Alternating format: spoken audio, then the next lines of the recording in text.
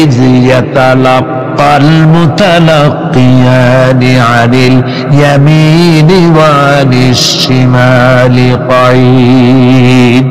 দুজন নিয়ন্ত্রণকারী ফেরেশতা তোমার ডানে এবং বামে বসে বসে তোমাকে নিয়ন্ত্রণ করছে, কোথায় যাও কি করো এই ফেরেশতারা বসে বসে সব দেখতেছে। মা ইয়ালফিযু মিন কাওলিন ইল্লা লাদাইহি রাকীবুন আতীদ। মানুষ এমন কোন কথা বলে না যা ফেরেশতারা রেকর্ড না করে, সব রেকর্ড হয়ে যায়। তাই মুমিন ব্যক্তি দায়িত্বহীন কথা বলতে পারে না। মুমিন ব্যক্তির চরিত্র ভালো হয়ে যায়, সে যে কথা বলে বুঝে শুনে কথা বলে, সে যে ওয়াদা করে বুঝে শুনে ওয়াদা করে, যেহেতু সবকিছুর জবাব কিয়ামতে দিতে হবে। কোথায় দিতে হবে? কোথায় দিতে হবে? কিয়ামতে আল্লাহর দরবারে জবাব দিতে হবে। মহান আল্লাহ রাব্বুল আলামিন বলেছেন, ওয়ালাকাদ খালাকনাল ইনসানা ওয়া না'লামু মা তুওয়াসবিসু বিহি নাফসু। মানুষ সৃষ্টি করেছি আমি, তার অন্তঃকরণের ভিতরে ওয়াসওয়াসা কি হয় আমি জানি। এই জন্য মুমিনেরা মনের ভিতরে কোনো খারাপ কল্পনাও করতে পারে না। খারাপ কল্পনা করলেও তার হিসাব দেওয়া লাগবে আল্লাহর কাছে। কার কাছে? ওয়াইন তুবদু মিন আনফুসিকুম আও তুখফুহু ইউহাসিবুকুম বিহিল্লাহ। আল্লাহ বলেন মনের মধ্যে যেসব কল্পনা করো তা প্রকাশ করো আর গোপন রাখো, ওইটার হিসাব নেব আমি আল্লাহ পাক। কিয়ামতের দিন আমার কাছে হিসাব দিতে হবে। বন্ধুগণ, এই জন্য মুমিন যারা, মুমিনদের চরিত্র প্রতিষ্ঠিত হয়, মুমিনদের ধারণা থাকে যেখানেই যাই না কেন, যেখানেই বসি না কেন, সেখানেই আল্লাহ, আল্লাহ ছাড়া কোনো জায়গা নাই। আছে নাকি? আছে। আল্লাহ পাক বলেন, মা ইয়াকুনু মিন নাজওয়া সালাসাতিন ইল্লা হুয়া রাবিউহুম। তোমরা যেখানে তিনজন মিলে পরামর্শ করো, মনে রেখো তিনজন নও, ওখানে চতুর্থ সত্তা আমি রব্বুল আলামিন তোমাদের কাছে আছি। সব শুনিয়ার দেখি, পাঁচজন যেখানে হও সেখানে আমি ষষ্ঠ। এর থেকে যদি কম হও, এর থেকে যদি বেশি হও, বান্দারে তুমি আছো যেখানে আমি আল্লাহ আছি সেখানে। উপায় নাই, সব জায়গায় আমি দেখতে পাচ্ছি। শুধু তাই নয়, রাত্রিবেলায় মানুষেরা গোপনে পরামর্শ করে, করে না? করে কিনা? রাতে রাতে পরামর্শ করে, এক জায়গায় বসে, হলের মধ্যে, পাহাড়ের মধ্যে, কোন জায়গায় বসে পরামর্শ করে। কি পরামর্শ? ইসলামী আন্দোলনের লোকদের মারবে, কোথায় তাদের ধরবে, কোথায় তাদের অত্যাচার করবে, এই সমস্ত পরামর্শ করে। আল্লাহ পাক বলছেন, শুনুন, আল্লাহ রাব্বুল আলামিন বলেন, ওয়া হুয়া মাআহুম ইয ইউবাইতুনা মা লা ইয়ারদা মিনাল কাউল ওয়া কানা আল্লাহু বিমা তা'মালুনা মুহীতা। আল্লাহ পাক বলেন, তিনি তো ঠিক সেই সময়ও তোমাদের কাছে থাকেন যখন তোমরা নিজেদের ঘরের মধ্যে বসে, কোন এক জায়গায় বসে আল্লাহর মর্জির খেলাফ পরামর্শ করো, আল্লাহ তখনও তোমাদের কাছে থাকেন। আল্লাহর ইহাতা থেকে, আল্লাহর কর্তৃত্ব থেকে বেরিয়ে যাওয়ার কোনো উপায় নাই। সুতরাং গোপনে বলেন, প্রকাশ্যে বলেন, যেভাবেই যা কিছু করা হোক না কেন, আল্লাহর কাছে আমাদের সমস্ত অপরাধগুলি ধরা হয়ে যায়। আর এটাই হচ্ছে ঈমানের সীমা পরিসীমা। তিলকা হুদুদাল্লাহ ফালা তা'তাদুহা। তিলকা হুদুদুল্লাহ, এটাই হচ্ছে আল্লাহর সীমানা। ঈমানের এই সীমারেখা বজায় রেখে ঈমানের উপরে মজবুত করে কোনো ব্যক্তি, পরিবার, সমাজ, রাষ্ট্র যদি তৈরি হয়, তাহলে সেই সমাজই শান্তি আসে, সেই সমাজই আরাম আসে, সেই রাষ্ট্র শান্তিপূর্ণ হয়, সেখানে দিন কায়েম হয়, মানুষ সুখ সমৃদ্ধি খুঁজে পায়। সুতরাং আমরা আজকে আলোচনা করলাম ঈমানের কোয়ালিটি। কি আলোচনা করলাম? ঈমানের কোয়ালিটি। এই কোয়ালিটি দিয়ে যেন আল্লাহ আমাদেরকে ভরপুর করে দেন। জোরে বলেন আমিন। আরো জোরে বলেন আমিন। আমার আল্লাহ পাক বলেছেন, কোরআন তেলাওয়াত করতে গিয়ে যারা ব্যস্ত থাকে, কোরআন তেলাওয়াত করতে করতে যারা আমার কাছে হাত পেতে কিছু চাওয়ার সময় পায় না, যারা আমার কাছে হাত পেতে কিছু চায়, তাদের থেকে তেলাওয়াতকারীদেরকে আমি রব্বুল আলামিন বেশি করে দেই। সুবহানাল্লাহ। কোরআন তেলাওয়াত করতে করতে যারা আল্লাহর কাছে হাত পেতে চাওয়ার সময় পায় না, আল্লাহ পাক বলেন যারা চায় তাদের থেকে তেলাওয়াতকারীকে আমি বেশি দেই। আমার বন্ধুগণ, শুধু তাই নয়, এই কোরআনে কারীম যারা তেলাওয়াত করবে, আমল করবে, কিয়ামতের দিন তার মা বাপের মাথার উপরে আল্লাহ রাব্বুল আলামিন, আবু দাউদ শরীফের হাদিসে এসেছে, তার মা বাপের মাথার উপরে নূরের টুপি পরিধান করানো হবে, এমন নূরের টুপি, এমন নূরের তাজ পরানো হবে, চন্দ্র সূর্যের আলোকে ম্লান করে দেবে। হাসরবাসীরা প্রশ্ন করবেন, এ লোকটি কে? কোন ফেরেশতা নাকি? বলে না। কোন নবী নাকি? বলে না। তবে কি ইনি কে? জবাব হবে, উনি হচ্ছেন সেই ব্যক্তি যিনি তার সন্তানদেরকে কোরআন শিখিয়েছিলেন। কোরআন শিখানোর কারণে আল্লাহ রাব্বুল আলামিন আজ তার মা বাপের মাথার উপরে নূরের টুপি পরিধান করে হাসরের ভিতরে মর্যাদা দিলেন। কিয়ামতের দিন দুনিয়া মর্যাদা পাওয়া যাবে, আখিরাতেও মর্যাদা পাওয়া যাবে যদি কোরআনে কারীমকে তেলাওয়াত করা যায়, আমল করা যায়, বোঝা যায়, তাহলে এই সমস্ত নিয়ামত আল্লাহ পাক দান করবেন। সুতরাং এই এত বড় নিয়ামত থেকে আমরা যেন কেউ বঞ্চিত হয়ে না যায়।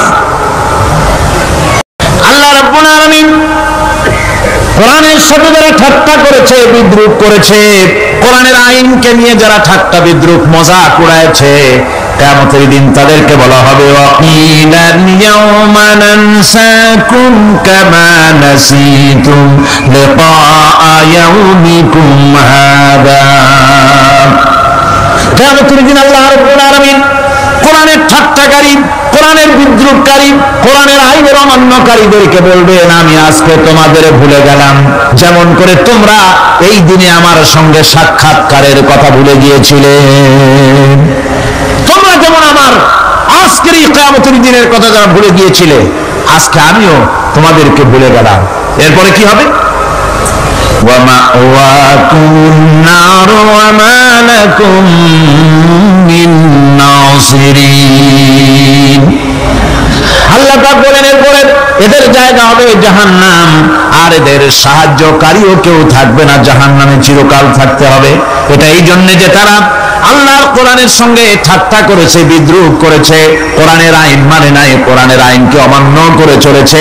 এই জন্য কিয়ামতের দিন আল্লাহ রাব্বুল আলামিন তাদেরকে শাস্তি প্রদান করবেন। কোরআন পৃথিবীর বুকে আল্লাহ নাজিল করেছেন, শুধু তেলাওয়াত করবেন ঝুলে ঝুলে, এজন্য নয়। কি জন্য নাজিল হলো? এবার উদ্দেশ্য শুনুন। আল্লাহ পাক বলেন, আর রহমান আল্লামাল কোরআন।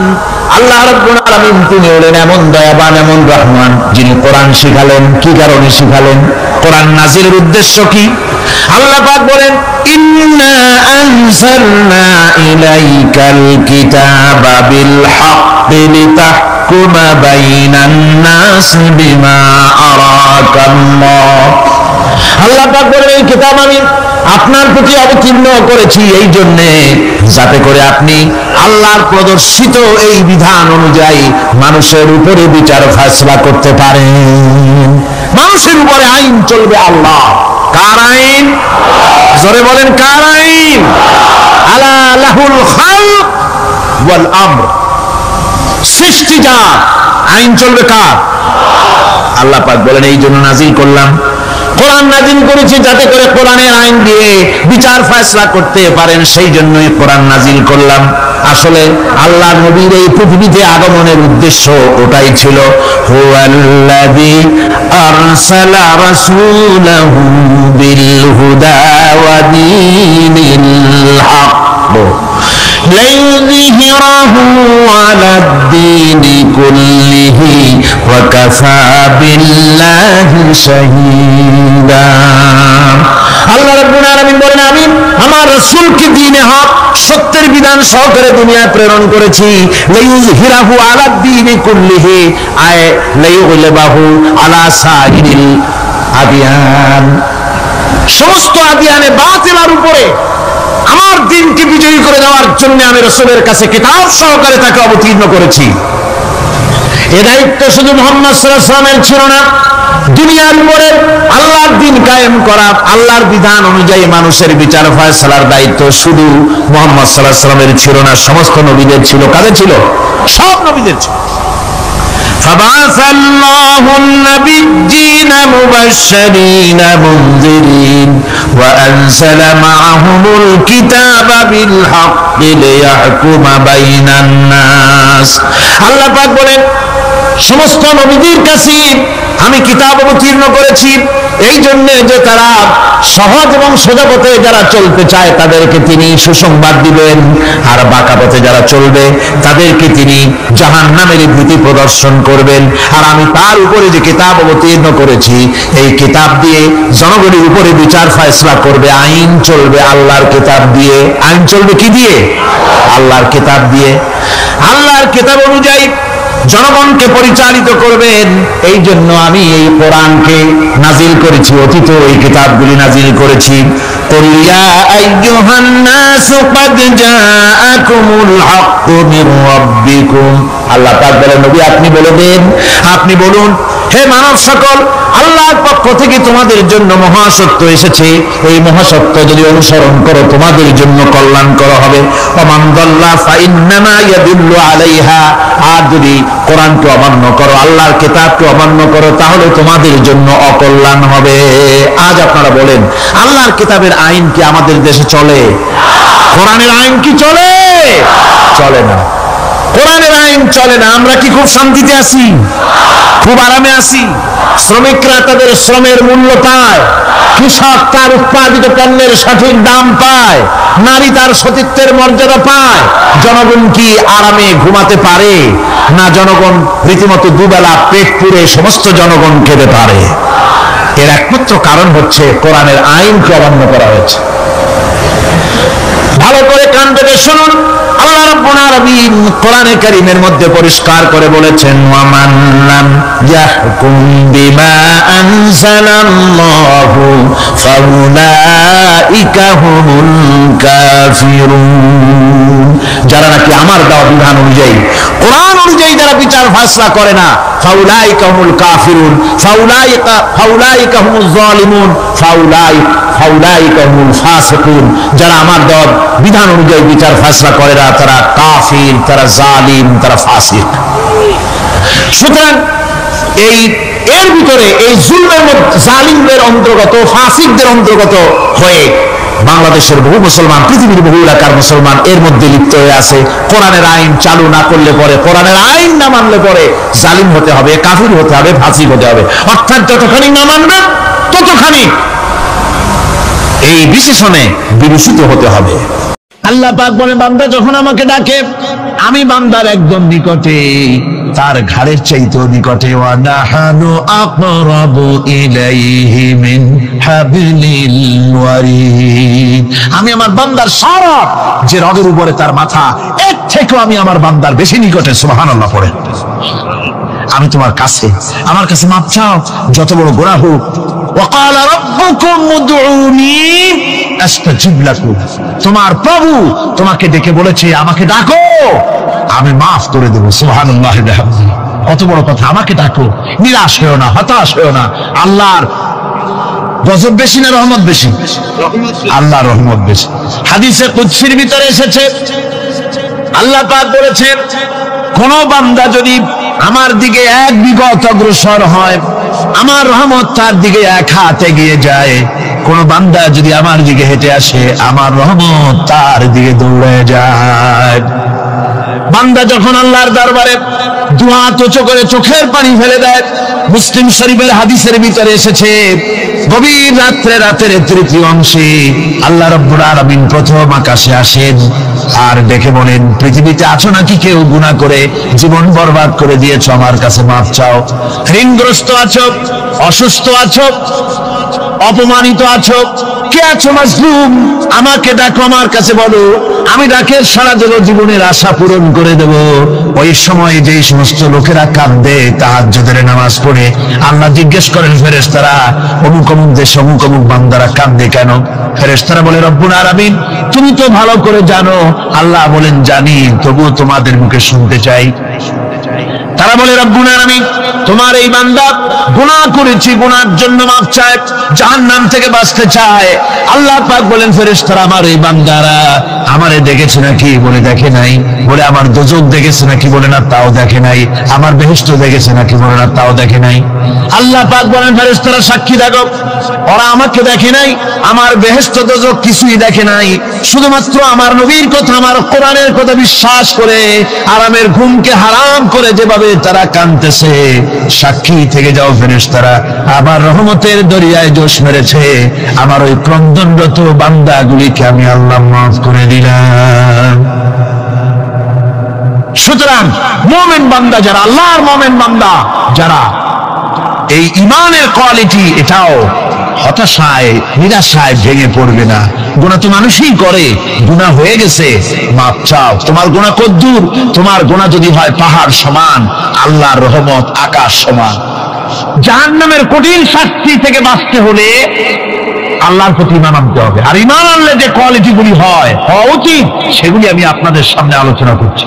এরপর আরেকটি কোয়ালিটি হবে মুমিনের, তা হলো কঠোর কঠিন বিপদে অবিচল থাকবে, বিপদে ভেঙে পড়বে না। বিপদ আপদ, শত্রুতা, ক্ষয় ক্ষতি যা কিছু হয় সবই আল্লাহর পক্ষ থেকে, এটা মেনে নিতে হবে এবং ধৈর্য ধারণ করতে হবে। বিপদ মুসিবত শুধু উম্মতের জন্য নয়, দুনিয়ার সমস্ত নবীদের বিপদ এসেছে, হয় নাই? নবীদের বিপদ আসে নাই? কোরআনে কারীম থেকে শুনুন, আল্লাহ রাব্বুল আলামিন বলেন, ওয়া কাযালিকা জাআলনা লিকুল্লি নাবিয়্যিন আদুওয়ান মিনাল মুজরিমিন। আল্লাহ পাক বলেন, এমনি করে আমি সকল নবীদের শত্রু বানিয়ে দিয়েছি, সব পাপিষ্ঠ আর অপরাধ প্রবণ লোকদেরকে।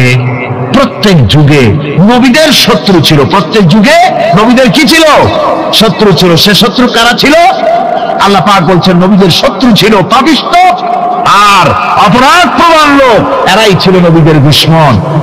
রাসূলগণের অবস্থা যদি এই হয়, তাহলে তার উম্মত, ওই দিনের ধারক বাহক যারা, তাদের বুঝি বিপদ আপদ হবে না? নাকি হবে কিনা? তো ইসলামের বিরোধিতা যারা করে, কোরআনের পরিভাষায় বলা হয়েছে ইসলামের দুশমন, নবীদের দুশমন। দুনিয়ার সব পাপিষ্ঠ আর অপরাধ প্রবণ লোকেরাই ইসলামের দুশমন হয়, নবীদের দুশমন হয়। আজও দেখেন, আজও তাকিয়ে দেখেন, ইসলামী আন্দোলনের বিরোধিতা যারা করে তারা পাপিষ্ঠ চরিত্রের কিনা তাকায় দেখেন, খুঁজে দেখেন, সর্বত্র খুঁজে দেখুন, খুঁজে দেখুন। যারা ইসলামী আন্দোলনের বিরোধিতা করে, যারা ইসলামকে মিটিয়ে দেওয়ার চেষ্টা করতেছে, যারা ইসলামকে মৌলবাদ বলে, ইসলামকে সাম্প্রদায়িক বলে, কোরআনে কারীমের কথা কত স্পষ্ট যে নবীদের দুশমন হয়, ইসলামের দুশমন হয় মুজরিম লোকেরা, অপরাধ প্রবণ আর পাপিষ্ঠ লোকেরা। আজও আমরা দেখতে পাই এই শ্রেণীর লোকেরা পাপিষ্ঠ এবং সবচাইতে সমাজের নিকৃষ্ট ধরনের চরিত্রহীন লোক। নামাজ নাই। আপনি খুঁজে দেখেন, ইসলামী আন্দোলনের বিরোধিতা যারা করছে, যারা নেতৃত্ব দিচ্ছে, নামাজ নাই, রোজা নাই, চরিত্র নাই, হজ নাই, যাকাত নাই, মদ, জুয়া, জেনা, ব্যভিচার ইত্যাদিতে লিপ্ত। চেহারা দেখলে ছেলেপেলেরা 2 গ্লাস পানি খায়, ভস্ম যায়। কথা ঠিক কিনা কয়? এই হলো অবস্থা। মারে কেন? মুমিনদেরকে, পয়গম্বরদেরকে, সাহাবীদেরকে এবং ঈমানদারদেরকে মারে কেন? তার কারণ হচ্ছে আল্লাহ রাব্বুল আলামিন বলেছেন, ওয়া মা নাকামু মিনহুম ইল্লা আইয়ুমিনু বিল্লাহিল আজিজিল হামিদ। কাফিররা ঈমানদার লোকদেরকে অন্য কোন অপরাধী নির্যাতন চালায় না, নির্যাতন চালায় শুধু এই কারণে যেহেতু মুমিন লোকেরা পরাক্রমশালী, আল্লাহ রাব্বুল আলামিনের দ্বীনকে কায়েম করতে চায়, তার উপরে ঈমান এনেছে, এই কারণেই তারা মারে। ঠিক কিনা কন? যুগে যুগে নবীদের উপরে, সাহাবীদের উপরে যে অত্যাচার হয়েছে, সেই অত্যাচার এই কারণেই হয়েছে, অন্য কোনো কারণে নয়। এই কঠিন বিপদে অবিচলতা এবং ধৈর্যের দৃষ্টান্ত নবীগণ পেশ করেছেন পৃথিবীর বুকে। আমরা দেখেছি ইব্রাহিম আলাইহিস সালামকে আগুনে ফালানো হয়েছে, আছে না কোরআন শরীফে? আমি কিন্তু গল্প করতেছি না, সব কোরআনের কথা। কিসের কথা? ইব্রাহিম আলাইহিস সালামকে আগুনে ফালানো হচ্ছে। অপরাধ কি? অপরাধ হচ্ছে হযরত ইব্রাহিম আলাইহিস সালাম দাওয়াত দিয়েছেন, লা ইলাহা ইল্লাল্লাহ। জোরে পড়েন, লা ইলাহা ইল্লাল্লাহ, লা ইলাহা, লা ইলাহা ইল্লাল্লাহ মুহাম্মাদুর রাসূলুল্লাহ। হযরত ইব্রাহিম আলাইহিস সালাম দ্বীনের দাওয়াত দিয়েছেন, এক আল্লাহর দাওয়াত দিয়েছেন, ঈমানের দাওয়াত দিয়েছেন। আর কোন অপরাধ ছিল না। নমরুদ সহ্য করতে পারল না। কোরআনে কারীমের মধ্যে সব কথাগুলি আল্লাহ পাক এই জন্য বিধৃত করেছেন, এই জন্য কোরআনে কারীমের মধ্যে সব কথা উঠায় দিয়েছেন, যাতে করে মুমিনেরা বিপদ আসলে পরে যেন ঘাবড়ে না যায়। ইব্রাহিম আলাইহিস সালামকে আগুনে ফেলানো হচ্ছে। ফেরেশতা বলছে, ইব্রাহিম তোমারে আগুনে ফেলায় দাও, হতেছে আমার কাছে সাহায্য চাও, আমার কাছে ক্ষমতা আছে, আগুনগুলো উঠায় নমরুদের বংশ জ্বালায় দেব। হযরত ইব্রাহিম ফেরেশতার কাছে সাহায্য চাইছিলেন নাকি? তিনি বললেন, ফেরেশতা তোমার কাছে সাহায্য কেন চাইব? আমি তো এমন কোন অন্ধ আল্লাহর ইবাদত করি না যেই অন্ধ স্রষ্টা তার গোলামের দুঃখ দুর্দশা না দেখেন। আমি তোমার কাছে সাহায্য চাইব না। হযরত ইব্রাহিম আলাইহিস সালাম পাস করলেন। কি বলেন, পাস করছেন না? ঈমানের পরীক্ষায় পাস। আগুনের মধ্যে হযরত ইব্রাহিমকে যখন ফেলানো হচ্ছে, রব্বুল আলামিন আগুনের প্রতি নোটিশ করে দিলেন, ইয়া নারু কুনি বারদাও ওয়া সালামান আলা ইব্রাহিম।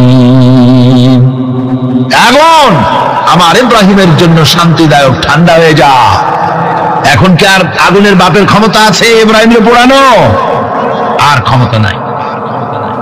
আমার বন্ধুগণ, ইব্রাহিম আগুনের ভিতরে আরামে বসা আছেন, আর ওদিকে নমরুদ বসে বসে দেখতেছে দূর থেকে ইব্রাহিম তো জ্বলে না, গায়ের মধ্যে আগুন জ্বলে গেল।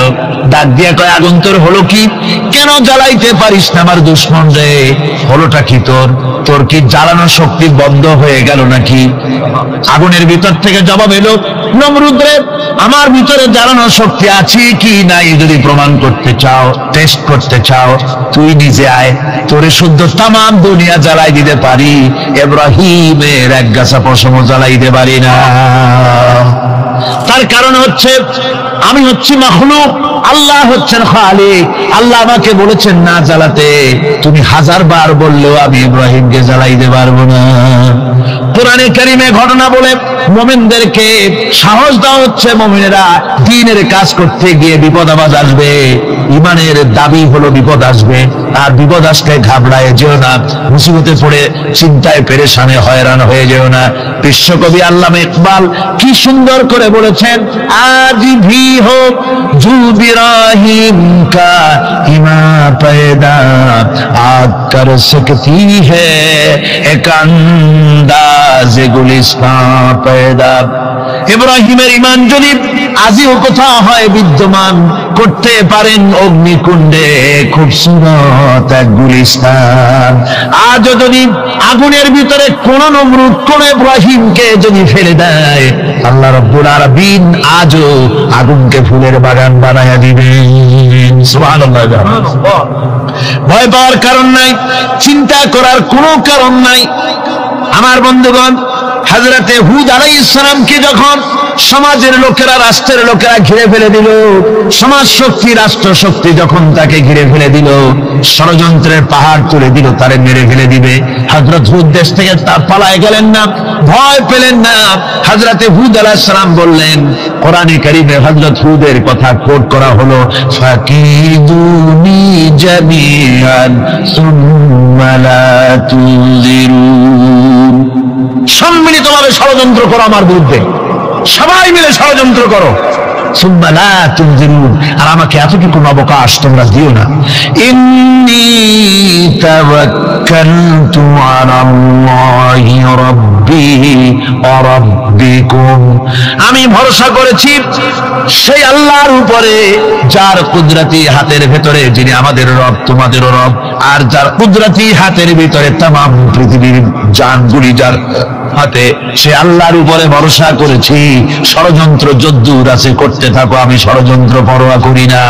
সুবহানাল্লাহ। এটাই হলো মুমিনের কোয়ালিটি। শুধু ঈমান, লা ইলাহা ইল্লাল্লাহ মুহাম্মাদুর রাসূলুল্লাহ, গরুর গোশত খাই, আর রবিউল মাস আসতে পরে ইয়া নবী সালাম আলাইকা, ইয়া রাসূল সালাম আলাইকা, তারপরে গরম গরম জিলাপি আর রসগোল্লা খাইলাম খুব বেশি করে, এর নাম মুমিন নয়। মুমিন হচ্ছে তার চলায় ফেরায়, ওঠায় বসায় সাহসিকতার এক আন্দাজ তৈরি হবে সে। আমার ভাইয়েরা, বিপদে অবিচলতা আমাদেরকে পয়গম্বরেরা শিক্ষা দান করেছেন।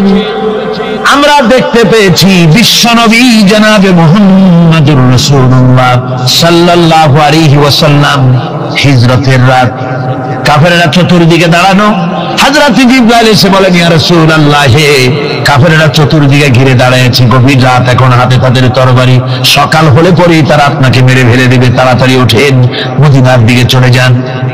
আল্লাহ নবী ঘুমের থেকে জেগে হযরত আলীকে ডেকে বলেন, আলী, আল্লাহ অর্ডার করেছেন আমি মদিনায় চললাম, আমার বিছানার পরে আমার চাদর গায়ে দিয়ে শুয়ে থাকো। হযরত আলী বলেন, আল্লাহর হাবিব, আপনার চাদর গায়ে দিয়ে ঘুমিয়ে থাকবো, সকালবেলায় কাফির বেঈমানেরা আপনার বিছানার পরে আপনার চাদর গায়ে দেওয়া অবস্থায় আমি আলীকে তারা মুহাম্মদ মনে করবে, আর আমি আলীকে নবী মনে করে তারা তাদের তরবারি দিয়া কেটে কেটে টুকরা টুকরা করে আমারে বিদায় করে দেবে দুনিয়া থেকে। এতটুকুনো পরোয়া করি না, বরং আমার দিলের মধ্যে এটাই তৃপ্তি থাকবে যে আমি আলীর জীবনের বিনিময় আল্লাহর হাবিব দুনিয়ায় বেঁচে আছে। যে ব্যক্তি বিদ্রোহ করেছে এবং দুনিয়ার জীবনকে অগ্রাধিকার দিয়েছে তার জায়গা হচ্ছে জাহান্নাম। জোরে বলেন নাউজুবিল্লাহ। যে ব্যক্তি আল্লাহর সঙ্গে বিদ্রোহ করেছে আর পরকালের জন্য পাথর জোগাড় করে নাই, দুনিয়াকে অগ্রাধিকার দিল, পরকালকে ভুলে গেল, তার জায়গা হলো জাহান্নাম। وَأَمَّا مَنْ خَافَ مَقَامَ رَبِّهِ وَنَهَى النَّفْسَ عَنِ الْهَوَى فَإِنَّ الْجَنَّةَ هِيَ الْمَأْوَى। আর যে ব্যক্তি আপন প্রভুর সামনে উপস্থিত হওয়াকে ভয় করেছে এবং আপন প্রবৃত্তিকে লালসা মুক্ত করেছে, লালসার হাত থেকে রক্ষা করেছে, আল্লাহ রাব্বুল আলামিন কিয়ামতের দিন তার জন্য রেখে দিয়েছেন জান্নাত। তার জন্য কোন জায়গা? জান্নাত। আমাদেরকে পরকাল ভিত্তিক জীবন যাপন যদি করি তাহলে কবরের জবাবগুলি খুব আসান হবে। আর যদি পরকাল ভিত্তিক জীবন যাপন না হয়, কবরটা মুসিবত হয়ে যাবে। হযরত ওসমান রাদিয়াল্লাহু তাআলা আনহু কবরের কাছে গিয়ে খুব কাঁদতেন। সাহাবায়ে কেরাম প্রশ্ন করেছেন, হুজুর, রাসূল করিম সাল্লাল্লাহু আলাইহি সাল্লাম যখন জান্নাত ও জাহান্নামের ওয়াজ করেন তখনও তো এত বেশি আপনি কাঁদেন না, যত বেশি কাঁদেন কবরের কাছে এসে, কারণ কি? হযরত ওসমান রাদিয়াল্লাহু তাআলা আনহু বলতেন, আমার সাথীরা, আমি আমার হাবিবের কাছে, আল্লাহ রাব্বুল আলামিনের রাসূলের কাছে আমি শুনেছি এই কবরটাই হলো প্রথম স্টেশন, এই কবরটাই হলো প্রথম ইমিগ্রেশন কাউন্টার। এই জায়গায় যদি কেউ ধরা পড়ে যায়, কারো যদি চার্জশিট হয়ে যায়, সব জায়গায় ধরা পড়ে যাবে, হাসরে মিজানে সিরাতে কোনো জায়গায় নাজাত পাবে না। আর এই কবরটা যদি কেউ মুক্তি পেয়ে যায়, মিজান সিরাত হাসর সব জায়গা থেকে আল্লাহ তারে ভালোভাবে পার করে দিবেন। এটা হলো আসল জায়গা, মারাত্মক জায়গা, খুব মারাত্মক জায়গা। আমি এটাকে ইমিগ্রেশন কাউন্টার বলেছি আমার ভাষায়। ইমিগ্রেশন কাউন্টার যারা বিদেশ ভ্রমণ করেছেন তারা জানেন। লন্ডন যাবেন, আমেরিকা যাবেন, সৌদি আরব যাবেন, যে কোনো বিদেশে যাবেন, গেলেই পাসপোর্ট তারা দেখবে। পাসপোর্টে আপনার ন্যাশনালিটি কোনটা সেটাই তারা জানতে চাইবে। আপনি কোন দল করেন এটা তারা জানতে চাইবে না। আপনি কোন ভাষায় কথা বলেন তাও তাদের জানার দরকার নেই। প্রথমেই তারা আপনার ন্যাশনালিটি দেখবে, আপনার আইডেন্টিটি কি তারা জানতে চাইবে। তারপরে যদি স্যাটিসফ্যাক্টরি হয় আপনাকে ভিসা দিয়ে ভেতরে ঢোকবার ব্যবস্থা করে দেবে। আর যদি তারা স্যাটিসফাইড না হয় তাহলে আপনাকে মেহমানখানায় ঢুকানো হবে গ্রেফতার করে। কবর হচ্ছে এ ধরনের একটি ইমিগ্রেশন কাউন্টার। কবরের ভিতরে মানুষ যখনই রাখা হবে সঙ্গে সঙ্গে দুজন ফেরেশতা আসবে। কবরের কাছে যারা এসেছিল দাফন হয়ে যাওয়ার পর এই লোকগুলি 40 কদম যেতে যতক্ষণ লাগে এর মধ্যেই দুজন ফেরেশতা এসে যাবে, এসে জিজ্ঞেস করবে, মান রব্বুকা, তুমি কোন দল করতে? ওটা তাদের জানার দরকার নেই। চাকরি কিসে করতেন ওটা জানার দরকার নেই। ব্যবসা করতেন না চাকরি করতেন প্রয়োজন নেই। প্রথমেই জিজ্ঞাসা করা হবে ন্যাশনালিটি, প্রথমেই জিজ্ঞাসা করা হবে তার ন্যাশনালিটি সম্পর্কে, তার আইডেন্টিটিটা কি। এবং সেটাকে সত্যায়িত করার জন্য, বোঝার জন্য তিনটি প্রশ্ন। প্রথম প্রশ্ন, মান রাব্বুকা ওয়া মা দীনুকা ওয়া মান নাবিয়্যুকা, তোমার রব কে, তোমার দ্বীন কি, তোমার নবী কে। যদি এই ব্যক্তি বেঈমান হয়, মুনাফিক হয়, সে বলবে হায় হাতা লা আদরি, হায় হাতা লা আদরি, জানি না আমার রবকে, আমি জানি না। তোমার দিন কি, দিন কারে কয় বুঝি না। এরপরে আল্লাহর নবী জনাবে মুহাম্মদ রাসূলুল্লাহ সাল্লাল্লাহু আলাইহি ওয়াসাল্লাম কে দেখানো হবে, বলা হবে মা কুনতা তাকুলু ফি হাদার রাজুল, এই ব্যক্তি সম্পর্কে তোমার ধারণা কি নিকে, বলবে আমি চিনি না। নাউযুবিল্লাহ। বাস, এরপরে তার যা হবার তাই শুরু হয়ে যাবে। আর যদি বান্দাটা মুমিন হয়, প্রশ্ন করা হবে মান রাব্বুকা, জবাব দেবে রব্বি আল্লাহ, আমার রব আল্লাহ রাব্বুল আলামিন। ওয়া মা দীনুকা, দীনুনা ইসলাম, আমার দিন হচ্ছে ইসলাম। এরপরে আল্লাহর নবীকে দেখানো হবে। কয়েক রকমের বর্ণনা আছে, কোন বর্ণনায় আছে হুজুরের আকারে দেখানো হবে, অথবা রাসূলকে সরাসরি দেখানো হবে। বলা হবে মা কুনতা তাকুলু ফি হাদার রাজুল, এই লোকটি সম্পর্কে ধারণা কি। মুমিন ব্যক্তি বলবে হাদা নবিয়ুনা মুহাম্মাদুর রাসূলুল্লাহ সাল্লাল্লাহু আলাইহি ওয়াসাল্লাম, ইনি আমার তো সেই নবী মুহাম্মাদুর রাসূলুল্লাহ সাল্লাল্লাহু আলাইহি ওয়াসাল্লাম। আমরা যেন এই রকমের জবাব দিতে পারি, আল্লাহ কবুল করো। সকলে জোরে বলেন আমিন। জবাব হয়ে যাওয়ার পর গায়ব থেকে আওয়াজ আসবে ফাফরিশু বিল জান্নাতি ওয়ালবিসু বিল জান্নাহ, ও আমার ফেরেশতারা আমার এই বান্দাকে জান্নাতের পোশাক পরায়া দাও, আর কবরটাকে জান্নাতের বিছানা বিছায়া দাও। জান্নাতের পোশাক পরায়া দাও, জান্নাতের বিছানা বিছায়া দাও। ইলা মাদ্দা বাসারিহি, তার চোখের দৃষ্টি যত দূর যায় কবরটা ততটা প্রশস্ত করে দাও। এরপর বেহেশতের পোশাক পরাইয়া, বেহেশতের বিছানা বিছায়া ফেরেশতা বলবে নম কানাউমুল উরুস, ঘুমিয়ে যাও। দুলামিয়া যেমন বাসর সজ্জায় নতুন বউ নিয়ে আরামে ঘুমায়, এরকম আরামে ঘুমায় যাও। ইলা ইয়াউমিল কিয়ামা, কিয়ামত পর্যন্ত ঘুমায় থাকবে, আরামে ঘুমিয়ে থাকবে। এরপরে সিংহায় ফুৎকার হবে, সিংহার ফুৎকারের আওয়াজে তার ঘুম ভেঙে যাবে। বলবে ইয়া ওয়াইলানা মান বা'থানা মিন মারকাদিনা, হায় আফসোস, আমার এত আরামের ঘুম থেকে কে আমাকে জাগ্রত করলো, আমার ঘুমটারে নষ্ট করলো কে।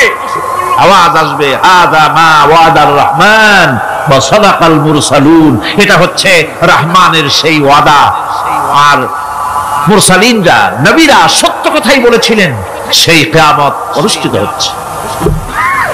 আমার বন্ধুগণ, সেজন্য এই দুনিয়ার মোহে পড়ে থাকলে পরে দুনিয়ায় যারা অগ্রাধিকার দিবে দুনিয়াকে পরকালের তুলনায়, জবাব দিতে পারবে না কবরের ভিতরে গিয়া। আর যারা পরকালকে অগ্রাধিকার দিবে, দুনিয়ার চাইতে পরকালকে বেশি অগ্রাধিকার দেবে, আর আল্লাহর ভয় কলিজার ভিতরে রাখবে, কবরের জবাব সঠিকভাবে দিতে পারবে, কিয়ামতের দিন আল্লাহ রাব্বুল আলামিন তাদের জন্য জান্নাত দান করবেন। জোরে বলেন আমিন। দুনিয়াটা হচ্ছে দুনিয়া যেখানে আমরা আছি। আমি আগেই বলেছি দুনিয়া হচ্ছে আদনা শব্দ থেকে এর উৎপত্তি হয়েছে। তুচ্ছ, নিকৃষ্ট, এটার দাম নাই, এটার মূল্য নাই। হযরত ইবনে কাইয়িম রাহিমাহুল্লাহ নওয়ারাল্লাহু মারকাদাহু ওয়া জাআলাল জান্নাতা মাথওয়াহু, হযরত ইবনে কাইয়িম তিনি বলছেন, সুন্দর করে বলছেন দুনিয়া সম্পর্কে, মা মাদা ফিদ দুনিয়া আহলামুন ওয়া মা বাকিয়া মিনহা আমানি ওয়াল ওয়াক্তু বাইনাহুমা দাইউন। মা মাদা ফিদ দুনিয়া আহলামুন, জীবনের যে অংশ ফেলে এসেছি সেটা আজ একটা স্বপ্ন। ওয়া মা বাকিয়া মিনহা আমানি, আর জীবনের যে অংশ সামনে বাকি আছে সেটা এখন একটা আকাঙ্ক্ষা। ওয়াল ওয়াক্তু বাইনাহুমা দায়ুন, আর এর মাঝখান থেকে সময় সব চলে যাচ্ছে। কত বড় কথা চিন্তা করেছেন? জীবনের যে অংশ ফেলে এসেছি তা আজকে স্বপ্ন, তা কি বলে স্বপ্ন, আর সামনে যা আছে সেটা আকাঙ্ক্ষা, আর মাঝখান থেকে সময় সব চলে যাচ্ছে। এরপরে তিনি বলছেন ওয়ামাই ইয়াসহাবিদ দুনিয়া ইয়াকুন মিসলা কাবিদিন আলাল মাই খালাতুহু ফুরুজুল আসাবিঈ। দুনিয়াদারের অবস্থা হচ্ছে এই, কেউ যদি দুই হাতে পানি খামসায় ধরে, দুই হাতে কি ধরছে বলে, দুই হাতে পানি খামসায় ধরেছে, খুব মজবুত করে ধরেছে, 2 মুঠ পানি, বলেন থাকবে কতটুকু? কতটুকু থাকবে? এক ফোঁটাও থাকবে না, কারণ তার আঙ্গুলের ফাঁক তার সাথে খেয়ানত করবে, আঙ্গুলের ফাঁক দিয়া পানিগুলি সব বেরিয়ে চলে যাবে। সুতরাং দুনিয়া যারা চায় তারা ঠিক পানি খামসায় ধরলে পানি যেমন হাতের ভেতর থেকে খেয়ানত করে চলে যায়, যারা দুনিয়া চায় দুনিয়াও তাদেরকে এভাবে ফাঁকি দিয়ে চলে যায়। তবুও দুনিয়ার মায়া মানুষের এত বেশি। আল্লাহর নবী বলেন লাউ কানা লি ইবনি আদামা ওয়াদিন মিন যাহাবিন লাহাব্বা ইয়াকুনা লাহু সানিন। এই পৃথিবীতে যদি কাউকে একটা মাঠ ভরে যদি সোনা দেওয়া যায়, লোকটা বলবে রব্বুল আলামিন, আমি যদি আরেকটা মাঠ এরকম সোনা ভরা পেতাম। দ্বিতীয় আরেকটা মাঠ দেওয়া হলে আবার বলবে যদি তৃতীয় আরেকটা মাঠ সোনা ভরে যদি পেতাম। নবীজি বলেন ওয়ালা ইয়ামলাউ জাওফু ইবনু আদামা ইল্লা তুরাব। মানুষের পেট 3.5 হাত মাটি ছাড়া, কবরের মাটি ছাড়া মানুষের পেট ভরবে না। আরো চাই, আরো চাই, চাওয়ার কোনো শেষ নাই। মানুষ এভাবে করে দুনিয়ার মহব্বতে এমনি পাগল হয়ে যায়, শুধু দুনিয়ার মহব্বত, পরকালকে বেমালুম ভুলে যায়। আমি কিন্তু এই কথা বুঝাতে চাই নাই যে পরকালের মহব্বতে, পরকালের ভয়তে বা পরকালের জন্য দুনিয়া আপনি বাজার ঘাট বেচা কিনা ব্যবসা বাণিজ্য সবকিছু ভুলে যান না, তা নয়। ভুল বোঝার কোনো কারণ নাই। পরকালকে অগ্রাধিকার দিতে হবে, মানে দুনিয়াটা চিরস্থায়ী জায়গা নয়। চিরস্থায়ী হচ্ছে কোনটা? আখিরাত। চিল্লা এখন কোনটা? সুতরাং এখানে যা করতে হবে আখিরাতে জবাবদিহিমূলক জীবন যাপন করতে হবে। আপনি ব্যবসা করবেন, ওজনে কম দিতে পারবেন না, আপনি খাদ্যে ভেজাল দিতে পারবেন না, চুরি করতে পারবেন না, ডাকাতি করতে পারবেন না, জেনা করতে পারবেন না, বদমাশি করতে পারবেন না, মদ খেতে পারবেন না, সন্ত্রাসী হতে পারবেন না, হাইজ্যাকার হতে পারবেন না, চাঁদাবাজ হতে পারবেন না, মুনাফাখোর হতে পারবেন না, আপনি চোরা কারবারি হতে পারবেন না, ঘুষখোর হতে পারবেন না, সুদখোর হতে পারবেন না। এই সব কাজ পরকালকে বিশ্বাস করলেই এ সমস্ত কাজ থেকে মানুষ বিরত থাকতে পারে। কথা ঠিক কিনা? এটাই হচ্ছে। সুতরাং এই পৃথিবী থাকবে না, এটা কি চিরকাল থাকবে না? এর একটা পরিসমাপ্তি ঘটবে। যেমন করে সারা বছর লেখাপড়া করার পর কলেজে, বিশ্ববিদ্যালয়, মাদ্রাসায়, হাই স্কুলে, সব জায়গায় সারা বছর লেখাপড়া করার পর যেমন পরীক্ষা দেওয়ার একটা দিন আসে, সারা বছর ব্যবসা করার পর হিসাব নিকাশ করার যেমন একটা সময় আসে, সারা মাস চাকরি করার পর বেতন পাওয়ার যেমন একটা দিন আসে, সারা জীবন চাকরি করার পর পেনশন পাওয়ার যেমন একটা সময় আসে, অনুরূপ ভাবে এই দুনিয়া যেদিন শেষ হয়ে যাবে, আল্লাহ নির্ধারিত সময় শেষ হয়ে যাওয়ার পর একটা সময় আসবে যখন আল্লাহ রব্বুল আলামিন সব শেষ করে দিবেন, লন্ডভন্ড হয়ে যাবে, কিছুই থাকবে না। কোরআনে কারিমে আল্লাহ সব বলেছেন, কোরআনে সব আল্লাহ বলে দিয়েছেন। আল্লাহ পাক বলেন এই পৃথিবীর সব কেমন ভাবে ধ্বংস হবে তার চিত্র আল্লাহ পাক কোরআনে কারিমে তুলে ধরেছেন। ইযাস সামাউ ফাতারাত ওয়া ইযাল কাওয়াকিবু তাসারাত ওয়া ইযাল বিহারু ফুজ্জিরাত ওয়া ইযাল কুবুরু বু'সিরাত। যখন আকাশসমূহ দীর্ঘ বিদীর্ণ হয়ে যাবে, তারকাগুলি বিক্ষিপ্ত হয়ে ছিটকে পড়বে, আর সমুদ্রগুলি উচ্ছ্বসিত হয়ে পড়বে, কবরগুলি সব তার ভেতরে যা আছে উদ্গীরণ করে দেবে, তারকাগুলি স্থিমিত হয়ে যাবে। এরপরে সমস্ত আকাশগুলি কাতাইয়িস সিজিল্লিল কুতুব, কিতাবের পৃষ্ঠার মতো একটার পরে একটা ঠাস ঠাস করে পড়তে থাকবে, চূর্ণ বিচূর্ণ হয়ে ভেঙে চুরে একাকার হয়ে যাবে। পাহাড়গুলিকে উড়িয়ে দেওয়া হবে, চন্দ্র এবং সূর্য একাকার হয়ে যাবে। আল্লাহ রাব্বুল আলামিন বলেন ফাইদা বারিকাল বাসার ওয়া খাসাফাল কমার ওয়া জুমিআশ শামসু ওয়াল কমার, চক্ষু যখন বিস্ফারিত হয়ে যাবে, চাঁদ যখন তার আলো হারিয়ে ফেলবে, সূর্য যখন তার আলো হারিয়ে ফেলবে, চাঁদ আর সূর্য সব একাকার হয়ে যাবে, সেই সময়ের অবস্থাটা কি চিন্তা করো। মানুষ হয়রান হয়ে দৌড়াদৌড়ি করবে।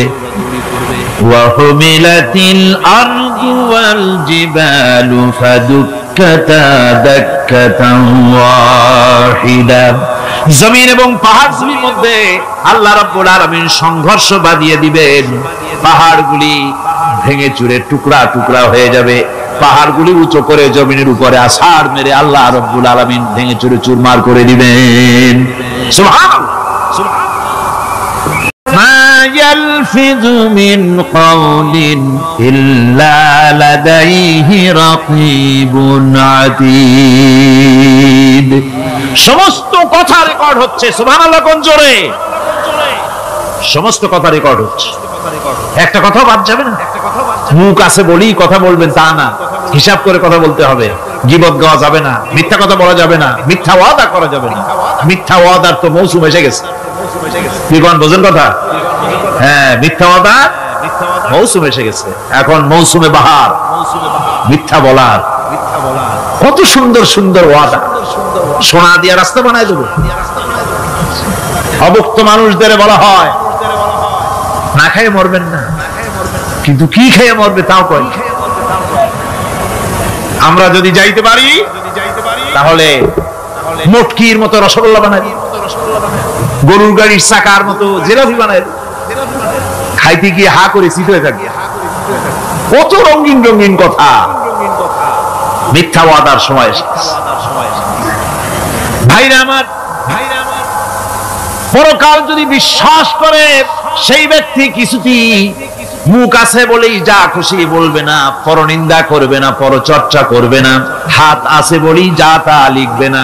ঘটনা হইল একটা, লিখলো আর একটা। কলম একটা আছে বলেই যা খুশি তা লেখা যায় না, মুখ আছে বলেই যা খুশি তা বলা যায় না, চোখ আছে বলেই যা খুশি তা দেখা যায় না। গরু খাওয়া জায়েজ করা হয়েছে বলে গরুর লেজ থেকে মাথা পর্যন্ত পাইকারি দরে সব খাওয়া যায় না। গরু খাওয়া হারাম না হালাল? হালাল। পাইকারি দরে লেজ থেকে মাথা পর্যন্ত সব খাওয়া হালাল না, ওর মধ্যে আল্লাহ কিছু হারাম রেখে দিছে, সেগুলোকে বাইসে খাইতে হবে। আল্লাহ দেখতে চান পাইকারি দরে জমের খাওয়া খাও না আমার হারাম গুলি বাদ দিয়া খাও, নিষেধ করা গুলি বাদ দিয়া খাও।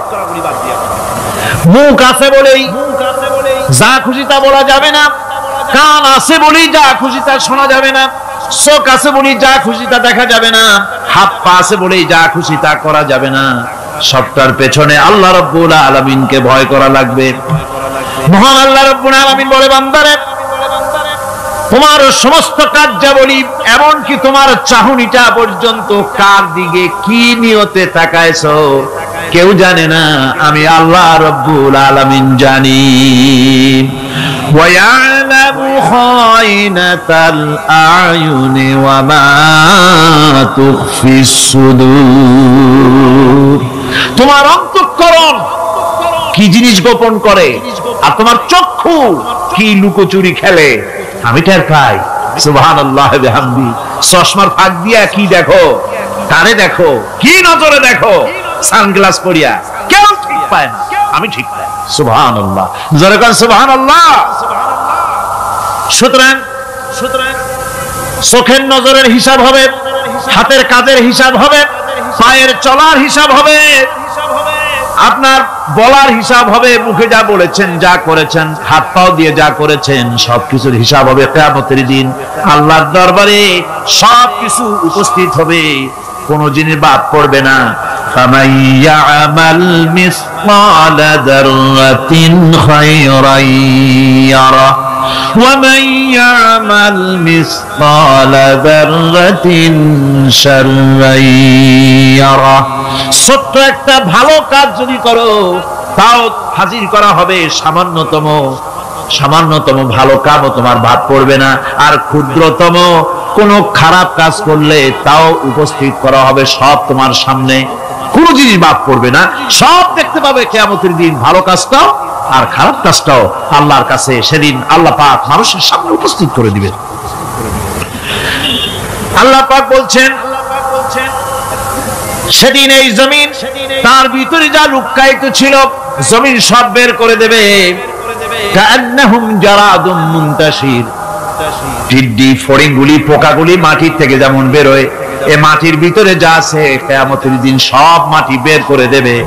ইযা যুলজিলাতিল আরদু জিলজালাহা ওয়া আখরাজাতিল আরদু আসকালাহা ওয়া ক্বালাল ইনসানু মা লাহা। এই জমিনকে ঝাঁকি মারা হবে প্রবল এক ঝাঁকুনিতে এই পৃথিবীর মধ্যে যা কিছু আছে সব বেরিয়ে যাবে। সুবহানাল্লাহ কইতে ইচ্ছা করে না মিয়ারা? এক ঝাঁকুনিতে পৃথিবী সব বের করে দেবে। মানুষ হারান হয়ে বলবে কি হয়েছে, এ মাটির হলোটা কি? আমার বন্ধুগণ, মানুষ হারান হয়ে গিয়ে বলবে মাটির কি হলো? আল্লাহ রাব্বুল আলামিন বলেন ইয়াউমাইযিন তুহাদ্দিসু আখবারাহা বিআন্না রাব্বাকা আওহালাহা। জমিনের উপরে যা ঘটেছে জমিন তা সব বের করে দেবে, সব প্রকাশ করে দেবে। আর এটা এই জন্য হবে যেহেতু তার রবের হুকুম হয়েছে, তার রব হুকুম করেছে বের করে দে। জমিনের ভিতরে আছে যা সব বেরিয়ে যাবে, আকাশ ভেঙে পড়বে, পাহাড় উড়ে যাবে, জমিনের ভিতরে যা আছে সব উপরে চলে আসবে, পৃথিবীতে সব শেষ, কিচ্ছু নাই, আকাশ নাই, পাহাড় নাই, সমুদ্র নাই, সব একাকার, চন্দ্র নাই, সূর্য নাই, তারকা নাই, গ্যালাক্সি নাই, মহাশূন্য নাই, সব শেষ। আল্লাহ রাব্বুল আলামিন সমস্ত ফেরেশতাদেরকে শেষ করে দিবেন, সকলের মওত হয়ে যাবে, কেউ আর থাকবে না, এমনকি হযরতে আজরাইল মালাকুল মউত তিনিও থাকবেন না, সব আল্লাহ রাব্বুল আলামিন মৃত্যু করে দিবেন। এরপরে আল্লাহ রাব্বুল আলামিন একা তিনি বলবেন ইয়া দুনিয়া আইনা আনহারুকি, এ পৃথিবী তোর সেই সমুদ্রগুলো কোথায়, নদীগুলি কোথায়? ইয়া দুনিয়া আইনা আশজারুকি, হে দুনিয়া তোমার গাছগুলি কোথায়? এত বনানী, এত গাছ ছিল। ইয়া দুনিয়া আইনা জিবালুকি, হে পৃথিবী তোর জমিনে যত পাহাড় ছিল পাহাড়গুলি কই?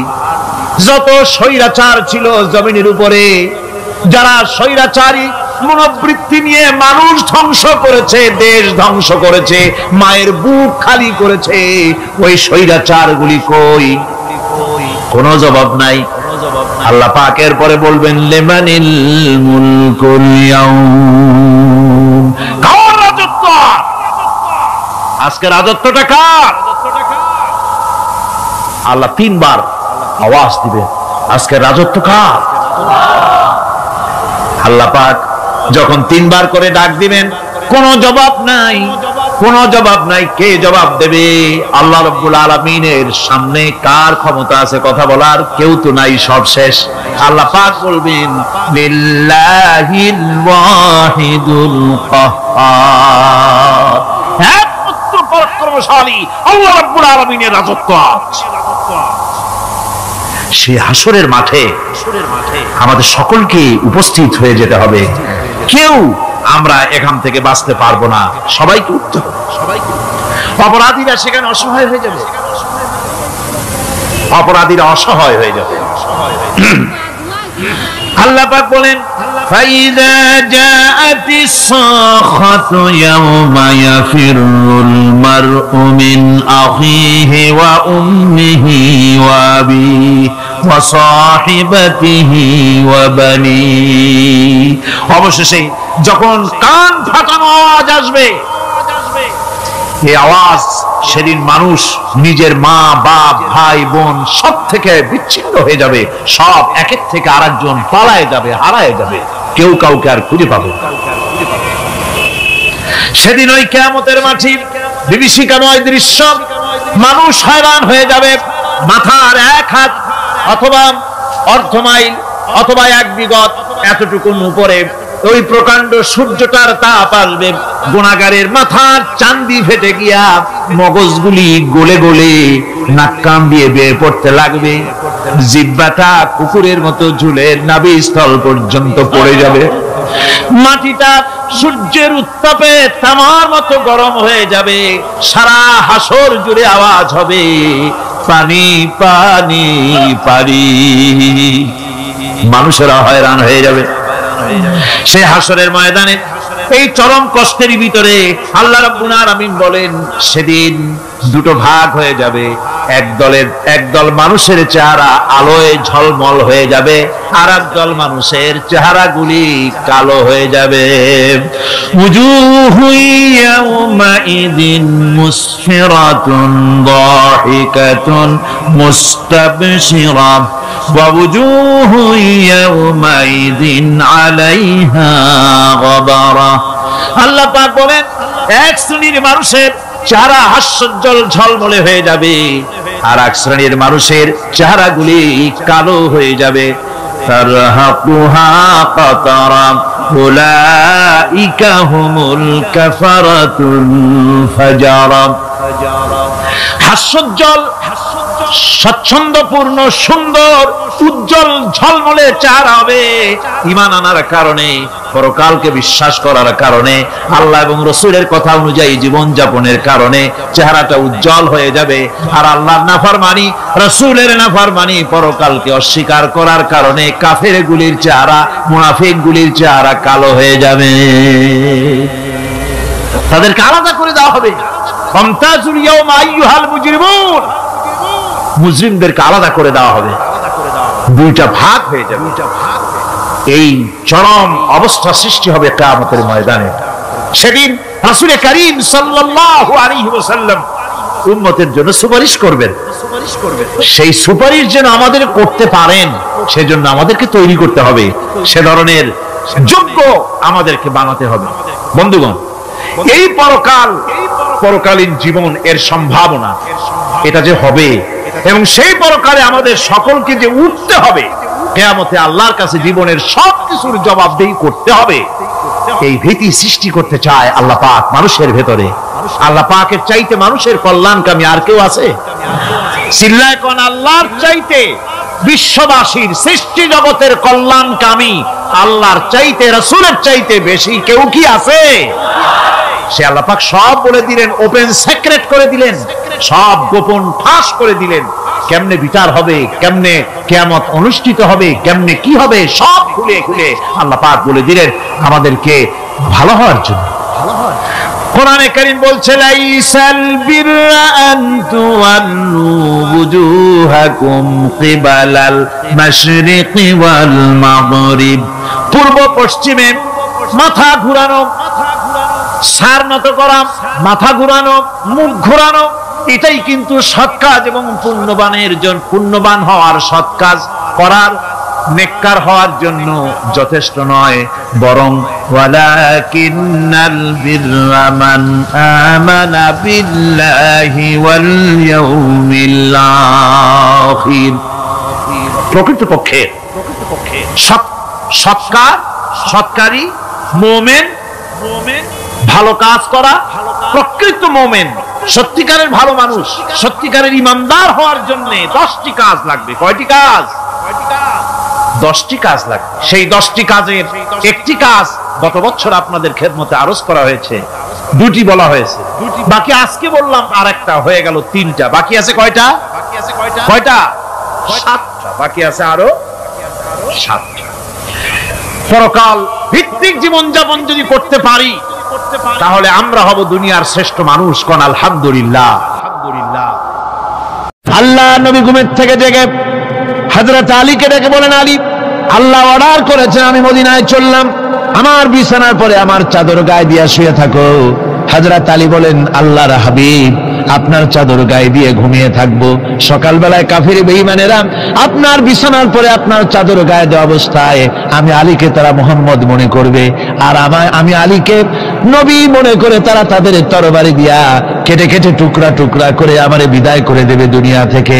এতটুকুনো পরোয়া করি না, বরং আমার দিলের মধ্যে এটাই তৃপ্তি থাকবে যে আমি আলীর জীবনের বিনিময় আল্লাহর হাবিব দুনিয়ায় বেঁচে আছেন। নবীজি ঘরের থেকে বেরোলেন, চতুর্দিকে কাফেররা দাঁড়ানো। আল্লাহ নবী হাতে এক মুষ্টি বালু হাতে নিয়ে শাহ হাতের বজু পরে 3 বার দম করে বালুগুলো ছেড়ে দিলেন। বালিগুলি ঘরের চতুর্দিকে কাফেরদের চোখে চলে গেল। পরবর্তী সময় রব্বুল আলামিন ডেকে বলেন, নবীরে, বালি যখন নিক্ষেপ আপনি করেছিলেন ধুলাগুলি, আপনি তো শুধু নিক্ষেপ করেছিলেন, কিন্তু চতুর্দিকে কাফেরদের চোখে গেল কেমনে?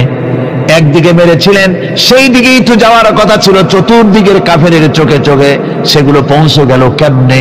ওয়ামা রামাইতা ইদ রামাইতা ওয়ালাকিন্নাল্লাহ রামা। আপনি নিক্ষেপ করেন নাই, যখন আপনি নিক্ষেপ করেছিলেন আপনি তো শুধু বালু কণা ছেড়েছেন, আর ওই বালু কণাগুলি ঘরের চতুর্দিকে সব কাফেরদের চোখে পৌঁছবার দায়িত্ব আমার কুদরত গ্রহণ করেছিল। আমার ভাইয়েরা, নবীজি বিপদে, এতগুলি শত্রু তরবারি নিয়ে তিনি বিপদে ধৈর্যহারা হন নাই। আস্তে করে ঘরের থেকে বেরিয়ে হযরত আবু বকরের বাড়িতে গিয়ে হাজির। দরজায় গিয়ে আওয়াজ দিলেন, আবু বকর। অমনি দরজা খুলে গেল। লাব্বাইক ওয়া সাদাইক। হুজুর বলেন, আবু বকর রে, একটা ডাকে কেমনে সাড়া দিলে? তুমি কি ঘুমাইছিলে না? হযরত আবু বকর বলেন, হুজুর, আপনি বলেছেন আমাকে নিয়ে হিজরত করবেন। আমি মনে মনে চিন্তা করেছি, না জানি কত রাত্রে নবীজি আসেন, উঠতে যদি আমার দেরি হয়ে যায়, নবীজি যদি দরজার কাছে দাঁড়ায় দাঁড়ায় আমারে ডাকাডাকি করে, আর আমি যদি ঘুমায় থাকি, তাহলে আল্লাহর নবীর সঙ্গে বেয়াদবি হয়ে যাবে। এই মনে করে বিছানায় না ঘুমাইয়া আপনার গলার আওয়াজ শোনার জন্য এই দরজার সঙ্গে পিঠ লাগাইয়া লাগাইয়া দাঁড়াইয়া ঘুমাচ্ছিলাম। আল্লাহর নবী হযরত আবু বকরকে সঙ্গে করে নিয়ে চললেন মদিনার দিকে। উল্টা পথে রওনা করলেন। বারবার কাবা শরীফের দিকে তাকাতে লাগলেন। বুখারী শরীফে এসেছে, নবীজি বারবার কাবার দিকে তাকিয়ে বলতেছেন, রে কাবা, বড় আশা ছিল তোর কাছে থাকবো, তোর খেদমত করব, কিন্তু তোর নিষ্ঠুর সন্তানেরা তোর কাছে আমারে থাকতে দিল না রে। আল্লাহ নবী মিসফালা দিয়ে জাবালে কেদোয়ার উপর দিয়ে চলে গেলেন জাবালে সুরে। গুহার কাছে যখন গিয়েছেন, হযরত রক্ত হয়ে গেল। হযরত আবু বকর রাদিয়াল্লাহু তাআলা আনহু বলছেন, হুজুর, আর উপায় নাই, দিন হয়ে গেল, এখন বুঝি ধরা পড়ে যাব। ওই গুহার মধ্যে গিয়ে আশ্রয় নেই। তবে আপনি দাঁড়ান, গুহার ভিতরেই পাহাড়িয়া গুহা, বিচ্ছু থাকতে পারে, সাপ থাকতে পারে, আমি আগে ঢুকি। যদি কোনো হিংস্র প্রাণী থাকে আমার উপর দিয়া আঘাত হয়ে যাক, আল্লাহর নবী হেফাজতে থাকুন। হযরত আবু বকর রাদিয়াল্লাহু তাআলা আনহু গুহার ভিতরে নামলেন। নেমে গুহা সাফ করে হুজুরকে ডাকলেন। হুজুর তাশরীফ ফরমালেন গুহার মধ্যে। হুজুর বলেন, আবু বকর, হেঁটে হেঁটে কষ্ট হয়ে গেছে, তুমি বসো, তোমার উরুর উপরে মাথা রেখে আমি একটু ঘুমায়ে যাই। আল্লাহর হাবিব ঘুমায়ে গেলেন। হযরত আবু বকর লক্ষ্য করে দেখেন চতুর্দিকে অনেকগুলি গর্ত দেখা যায়। এই গর্ত থেকে সাপ আসতে পারে, বিচ্ছু আসতে পারে মনে করে নিজের গায়ের চাদর ছিঁড়ে ছিঁড়ে গর্তগুলি বন্ধ করা শুরু করে দিলেন। কয়েকটা গর্ত বন্ধ করার মতো চাদর আর নাই, পাও দিয়ে চেপে ধরলেন। এক পাহাড়িয়া বিষধর সাপ বেরোবার জন্য চেষ্টা করে বেরোবার পথ খুঁজে নেই পেয়ে হযরত আবু বকরের পায়ের উপরে দংশন করেছে। বিষের যন্ত্রণায় হযরত আবু বকরের চোখ থেকে পানি দরদর করে পড়ছে। রাসূলুল্লাহর ঘুম ভেঙে গেল। আল্লাহর নবী তাকিয়ে বলেন, আবু বকর, চোখে পানি কেন? বাড়ির কথা বুঝি মনে পড়ে গেছে? হযরত আবু বকর বলেন, ইয়া রাসূলুল্লাহ, আল্লাহর নামে কসম করে বলি, যেই দিন আমি ঈমান এনেছি ওই দিন থেকে আমার মা বাপ, আমার কোলে আমার সন্তান, আমার স্ত্রী, আমার জায়গা জমি ঘর বাড়ি, এমনকি আমার নিজের আত্মার চাইতে হুজুর আপনারে ভালোবাসি বেশি। তাহলে কাঁদো কেন? হযরত আবু বকর বলেন, হুজুর, বাড়ির জন্য কাঁদি না, ছেলেপেলের জন্য কাঁদি না, সাপে দংশন করেছে, যন্ত্রণায় কাঁদতেছি। আল্লাহর নবী সঙ্গে সঙ্গে মুখ থেকে থুতু বার করে যন্ত্রণার জায়গায় লাগাই দিলেন। সঙ্গে সঙ্গে যন্ত্রণা বন্ধ হয়ে গেল।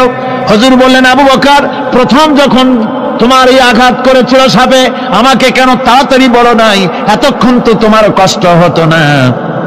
হযরত আবু বকর বলেন, ইয়া রাসূলুল্লাহ, ওটা তো সাপে কাটার যন্ত্রণা, ওই যন্ত্রণায় আমার রক্ত জ্বলতেছে, যন্ত্রণায় আমার কলেজাটা যদি ফেটেও যেত। আল্লাহর হাবিব আরাম ফরমাচ্ছিলেন, আমি তাকে আরামে বিঘ্ন ঘটাতে পারতাম না। আমার ভাইয়েরা, হযরতে আবু বকর, হযরতে রাসূল দুজন বসে আছেন। এমনি সময় কাফের বেঈমানেরা খুঁজতে খুঁজতে জায়গা মতো এসে গেছে। একজনে বলে ভিতরে আছে, আর একজনে বলে নাই। পায়ের যদি থাকবে তাহলে মাকড়সায় জাল বুনালো কি করে, পাখি ডিম পেড়ে বসে আছে কি করে, তাদের সন্দেহ হতে লাগলো। এর মধ্যে না একজন বলে আছে আর একজন বলে নাই। হযরত আবু বকর ভয়ের চোটে কেঁদে ফেলেছেন, হুজুর আর উপায় নাই। এই যে অবস্থা, এই অবস্থার ভেতরেও আল্লাহ নবী এতটুকু ঘাবড়ে যান নাই। শত্রুরা তরবারি নিয়ে এসেছে, সুযোগ পেলেই একটু তাকালেই দেখতে পাবে, তুলে মেরে ফেলে দেবে। আল্লাহর হাবিব মোটেই ধৈর্য হারালেন না, এতটুকু হতাশ হলেন না। আল্লাহ পাকের হাবিব তার সাথীকে কি বললেন? তখন কোরআনে কারীম সূরা তাওবার মধ্যে আল্লাহ তা উদ্ধৃত করেছেন মুমিনদের জন্য, ইযহুমা ফিল গার ইয ইয়াকুলু লিসাহিবিহি লা তাহজান ইন্নাল্লাহা মা'ানা। ও আমার সাথী, ও বন্ধু, ভয় করো না, চিন্তা করো না, আমরা মাইনরিটি নই, আমরাই মেজরিটি। তার কারণ আল্লাহ আমাদের সাথে আছেন। সুবহানাল্লাহ, আল্লাহ আমাদের সাথে আছে। আর বন্ধুগণ, কোরআনে কারীমে রব্বুল আলামিন বলেন, فأنزل الله سكينته عليه وأيده بجنود لم تروها। আল্লাহ পাক তার মনের মধ্যে গভীর প্রশান্তি এবং স্বস্তি দান করলেন, আর এমন সৈন্য দিয়ে সাহায্য করলেন যে সৈন্যদেরকে তোমরা দেখতে পাও না। এভাবে করে রব্বুল আলামিন মুমিনদের বিপদে আপদে মুসিবতে সব সময় আল্লাহ পাক মুসলমানদেরকে সাহায্য করেছেন। জোরে বলেন সুবহানাল্লাহ। মুমিনদের সাহায্যকারী আল্লাহ। তাই ইসলামী আন্দোলনের সাথে যারা আছে, যারা কর্মী, যারা নেতা, যারা মুমিন, যারা ঈমানদার, মেঘের মতো প্রচন্ড কালো মেঘ হয়ে চতুর্দিক থেকে অন্ধকারের মতো সে এসেছে বিপদ, কোন বিপদ না। আল্লাহ পাক সাহায্যকারী। কে সাহায্যকারী? জোরে বলেন, সাহায্যকারী কে? আল্লাহ সুবহানাহু ওয়া তাআলা, তিনি সাহায্যকারী, ভয় নাই। আল্লাহ পাকের উপর ঈমান আনলে পরে কলিজার ভিতরে দুর্জয় সাহসের সৃষ্টি হয়ে যায়, কোনো ভয় অন্তঃকরণে তার থাকে না। আল্লাহ পাক সাহায্য করেন।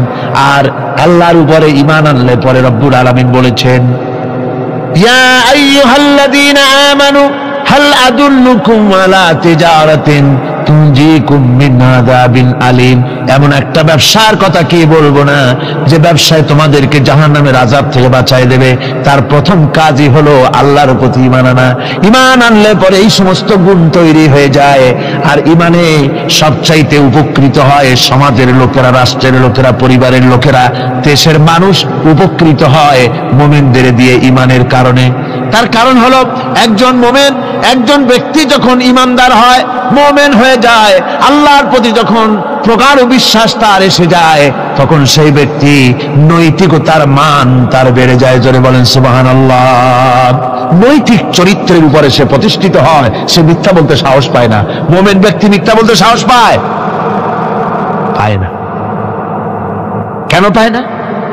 মিথ্যা বলতে সাহস পায় না, ঠকাতে সাহস পায় না, ওজনে কম দিতে সাহস পায় না, শয়তানি বদমাশি করতে সাহস পায় না। তার কারণ হলো আল্লাহ পাক বলে দিয়েছেন, মুমিন কোরআনের ভিতরে পড়েছে, ইয ইয়াতালাক্কাল মুতালাক্কিয়ানি আনিল ইয়ামিনি ওয়া আনিশ শিমালি কাঈদ। দুজন নিয়ন্ত্রণকারী ফেরেশতা তোমার ডানে এবং বামে বসে বসে তোমাকে নিয়ন্ত্রণ করছে। কোথায় যাও, কি করো, এই ফেরেশতারা বসে বসে সব দেখতেছে। মা ইয়ালফিযু মিন কাওলিন ইল্লা লাদাইহি রাকীবুন আতীদ। মানুষ এমন কোনো কথা বলে না যা ফেরেশতারা রেকর্ড না করে, সব রেকর্ড হয়ে যায়। তাই মুমিন ব্যক্তি দায়িত্বহীন কথা বলতে পারে না।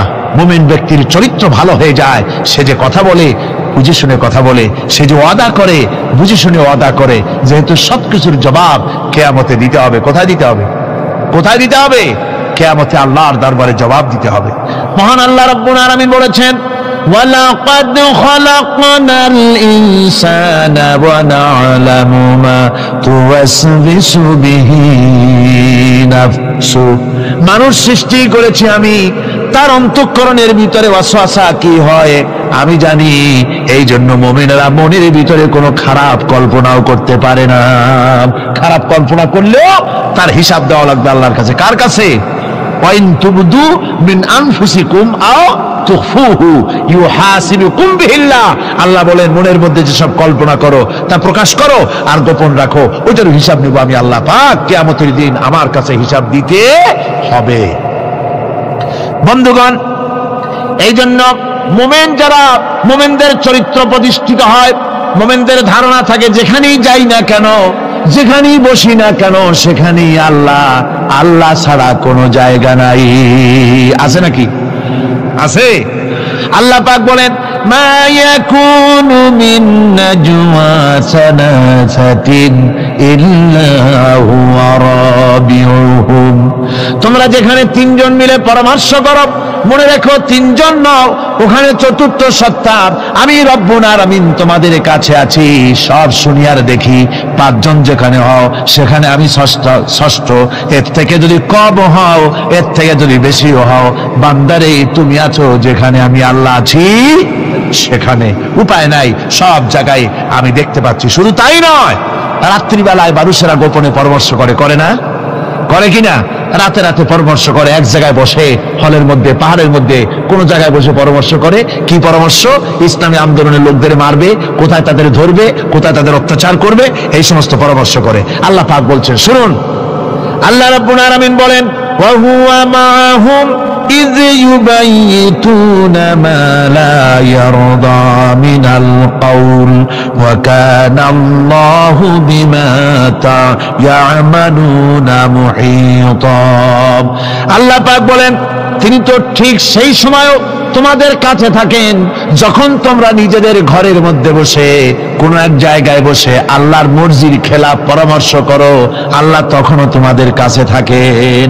আল্লাহর ইহাতা থেকে, আল্লাহর কর্তৃত্ব থেকে বেরিয়ে যাওয়ার কোনো উপায় নাই। সুতরাং গোপনে বলেন, প্রকাশ্যে বলেন, যেভাবেই যা কিছু করা হোক না কেন, আল্লাহর কাছে আমাদের সমস্ত অপরাধগুলি ধরা হয়ে যায়। আর এটাই হচ্ছে ঈমানের সীমা পরিসীমা।